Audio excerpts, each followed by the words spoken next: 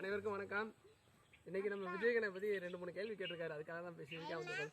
இந்த பண்ணை மரம், மாமரம், மாமரம், வாழை மரம், அது மட்டும் அப்பா நல்லா சேஃபா பார்த்துருக்காரு. அது எதனாலன்னு கேட்குற, அப்படிதானே? இந்த 4 மரங்களும் ஏன் ஒன்றா வச்சுருக்கீங்க அப்படின்னு சொல்லிட்டு விஜய் கணபதியோட கேள்வி. ப்ளஸ் வந்து பார்த்தீங்க அப்படின்னா இந்த மரங்களுக்கு மட்டும் ஏன் ஸ்பெசிஃபிக்காக வந்து நீங்கள் சேஃப்டி பண்ணி பாதுகாப்பாக வளர்க்குறீங்க அப்படின்னு சொல்லிட்டு ஒரு கொஸ்டின். இந்த 2 கொஸ்டின் தான் விஜய் கணபதி கேட்டிருக்கான கேள்வி. இந்த 4 மரமும் நம்ம ஒன்றா வைக்கிறதுக்கான கேள்வி ஃபஸ்ட்டு பதில் சொல்லிடுவோம். பனை மரம் வந்து பார்த்திங்கன்னா நிலத்தடி நீர் வந்து அதிகமாக வந்து பூமிக்கு அடியில் வேற கொண்டு போகக்கூடிய ஒரு ஒன் ஆஃப் த மரம்.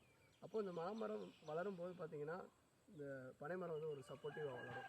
நிலத்தடி நீருக்கு மரங்கள் வளர வந்து பார்த்திங்கன்னா நீர் தேவையை வந்து பூர்த்தி செய்கிறது பனைமரம் பார்த்துக்கும்.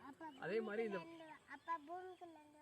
கரெக்ட், அதுதான் பூமிக்கு அடியில் தான் வந்து நீர் வந்து எடுத்துகிட்டு வர வேலையை வந்து பனைமரம் பார்த்துக்கும். இதுக்கு தண்ணி தேவையில்லை, பட் இருந்தாலும் தண்ணி இருக்க இடத்த அதை தேடி கண்டுபிடிச்சி எடுத்து வந்து கொடுக்க வேண்டிய வேலையை பனைமரம் பார்த்துக்கும்.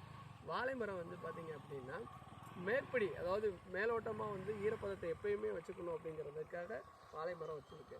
இப்போ இந்த ரீசன்ஸ் வந்து இந்த 4 மரம் ஒன்றா இருக்கிறதுக்கான மெயின் ரீசன் வந்து இதுதான்.